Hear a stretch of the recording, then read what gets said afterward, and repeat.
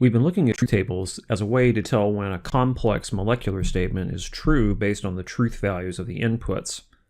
In the last video, we saw how to make a truth table for a proposition that has intermediate steps, and in this video, we're going to wrap up our initial discussion of truth tables to look at two variable statements that have multiple intermediate steps and statements that have three variables.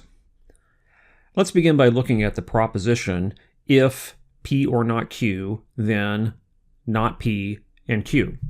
This proposition has a bit more complexity than some of the others here, and it's not obvious at all when the statement should be true, so let's make a truth table for it. We'll begin as we normally do by setting up one column for each of the input variables. Then, let's go ahead and make a row for every combination of the truth values of those inputs. Since there are two inputs, there will be four combinations, and I'm going to put those here in the same order as we have been doing. Now, just like when we looked at the contrapositive in a previous video, we need to build up the main proposition from the bottom up like we would do an arithmetic computation with a lot of nested calculations. We'll make one column for each level of the statement. Looking from left to right in the main proposition, I can see that we'll need a column for not Q. I'm also going to need a column for not P eventually, and I could make that column now, but instead I'm going to continue building up just this first part, the hypothesis of the main proposition, by creating a column for P or not Q.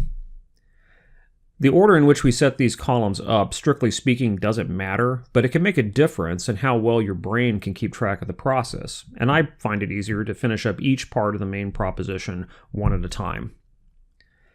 So now that the hypothesis of the main proposition is present, let's work on the conclusion. We need a column for not P, and we need a column for not P and Q. Then finally, we will need a column for the main proposition. Let's now fill in each of those columns one at a time. The column for not Q is easy since it's just the opposite of whatever truth value appears in the column for Q. Similarly, not P is the opposite of P.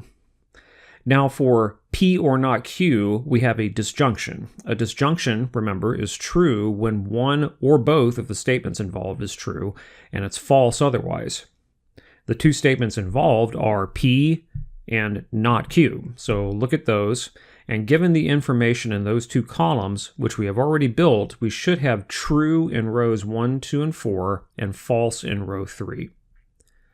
Now let's do the column for not P and Q. This is a conjunction, which we know is true whenever both statements involved are true, and false otherwise. The statements involved are not P and Q, so look at those two columns. They are both true in row 3, otherwise at least one of them is false. So we have a true in row 3 and a false elsewhere. Finally, we're ready to fill in the column for the main proposition. This is a conditional statement, and remember, these are true in every situation except where the hypothesis is true and the conclusion is false. The hypothesis in this case is P or not Q, and the conclusion is not P and Q. In row 1, the hypothesis is true and the conclusion is false, so we will put false in this final column. The same is true for rows 2 and 4. In row 3, the hypothesis is false, and remember, in that case, the entire conditional statement is true. So there's a complete and correct truth table for this proposition. It's not in principle any different than the others, it just required more care in building up the table. But now let's look at something different in the statement, if P and not Q, then R. What's different about this is that there are 3 atomic statements involved here, not just 2. How does that change the truth table? Let's dive in and see. We are still going to need a column for each of the atomic variables here. So one thing that's different is that there are 3 of those this time. And what we need is one row for each of the combinations of truth values of these statements. How many rows should there be? Let's think about it. If we only looked at P and Q and ignored R for the time being, there would be 4 rows, namely these 4. But adding R into the mix here doubles the number of rows we need. There's one copy of these 4 rows needed for the case when R is true, and another 4 rows needed when R is false. That's a total of 8 rows. That will be the case whenever we have 3 atomic variables. Again, because we need 4 rows for 2 variables, and then 2 copies of those 4 rows, one for each truth value of the third variable. In fact, there's a general principle here. Adding a new variable doubles the number of rows needed in the truth table. If we had a statement with 4 variables, we would need 16 rows, one copy of these 8 rows for when the new variable is true, and a second copy when the new variable is false. Now that we have the 8 rows needed, we can start putting the proposition together just like usual.